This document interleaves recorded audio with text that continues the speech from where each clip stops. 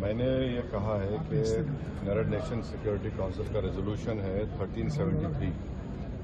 اس میں یہ خاص طور سے کہا گیا کہ کوئی اسٹیٹ کرمنلائزیشن کو فائنانس نہ کرے اور کسی بھی طریقے سے ٹیررزم کو سپورٹ نہ کرے، سیف ہیون نہ دے. تو پاکستان برسوں سے اس ریزولوشن 1373 کا وائلیشن کر رہا ہے. دوسرا، اگر آپ یونائیٹڈ نیشن کا آرٹیکل 51 پڑھیں گے، یہ ہم کسی اسٹیٹ کو دوسرے اسٹیٹ کے خلاف سیلف ڈیفنس میں ایکشن لینے کا اختیار دیتا ہے، اور اس میں ایک ورڈ ہے بیلیجرنٹ ریپرائزلز، اس کو ہم استعمال کرنا چاہیے، میں نے کہا. اور تیسرا یہ کہ ہمارے سمویدھان میں آرٹیکل 355 ہے جو یہ کہتا ہے کہ یونین پر ایک ڈیوٹی ہے ایکسٹرنل ایگریشن سے اسٹیٹس کو بچانے کے لیے.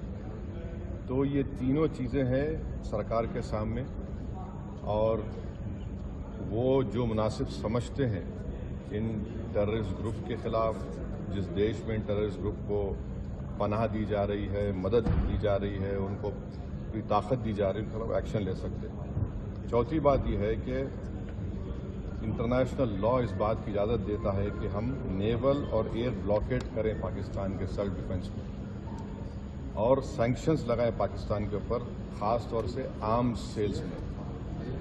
اس کے بعد میں نے یہ کہا کہ وہاں پر میڈوز میں آخر کیوں CRPF نہیں تھی وہاں پر، کیونکہ میں نے پوچھا ہے کہ جنوری میں CRPF کے 2 یونٹ کو ہٹا لیا گیا تھا وہاں سے. اسی سلسلے میں میں نے یہ بھی پوچھا کہ کوئک ری ایکشن ٹیم کو 1 گھنٹہ لگا اوپر پہنچنے کے لیے، جب تک یہ پورے شیاطین، یہ تمام ظالم لوگ وہاں پر مذہب پوچھ کر گولی مارتے رہے. اور 2000 میں وہاں پر ایک ننوان کیمپ ہے پہلگام میں، وہاں پر بھی 30 یاتریوں کو مارا گیا تھا، اور اس میں ایک کمیٹی بنائی گئی تھی لیفٹیننٹ جنرل JS مکھرجی کی. اس کا رپورٹ کا کیا ہوا؟ تو یہ سب باتیں ہم نے کہی ہیں، اور ہم امید کرتے ہیں کہ ساتھ ہی ساتھ میں نے یہ بھی کہا کہ کشمیریوں کے خلاف اور کشمیری اسٹوڈنٹس کے خلاف جو جھوٹا پروپیگنڈا کیا جا رہا ہے وہ رکنا چاہیے.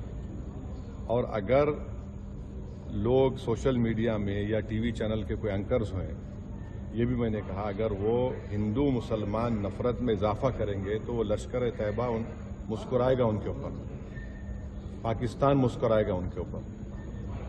آپ اس طرح سے کسی ایک سمودائے کو جو اس باعزت اس ملک کے شہری ہیں، اور مسلمانوں کا اس سے کوئی تعلق ہے نہ کبھی رہے گا، یقیناً ہم مان رہے کہ ان دہشت گردوں نے کسی کا ریلیجن پوچھ کر ان کی جان لی، وہ کنڈیمنیبل ہے، میرے پاس تو الفاظ بھی نہیں ہیں. مگر اگر آپ اس کے جواب میں اگر یہ کریں گے تو پھر ہم ان لوگوں کو طاقت بخش دیں گے جو انہوں نے اس طرح کا ٹیررزم کیا.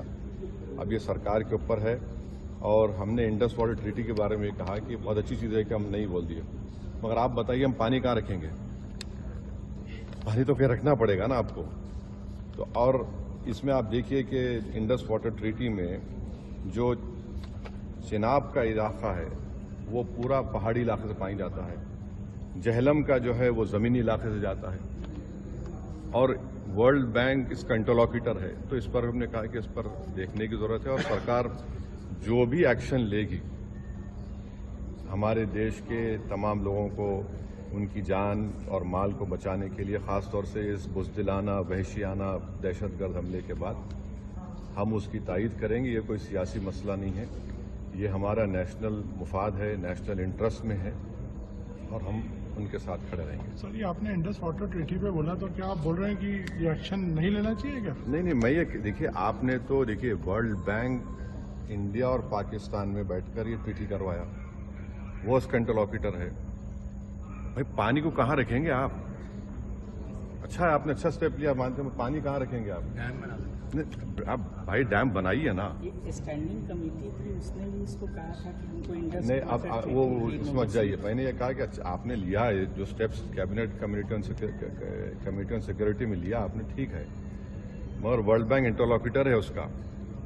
तो वो भी देखे इंटरनेशनल लॉ से, देखने की जरूरत है। अब वो तो सरकार से पूछिए, हमने कहा ये बात कही। अगर आप ये वीडियो YouTube पर देख रहे हैं तो हमारे चैनल को सब्सक्राइब कर बेल आइकन दबाएं, और Facebook पर देख रहे हैं तो हमारे पेज को लाइक करें। 8 मिलियन प्लस सब्सक्राइबर, आपके इस भरोसे के लिए बहुत धन्यवाद।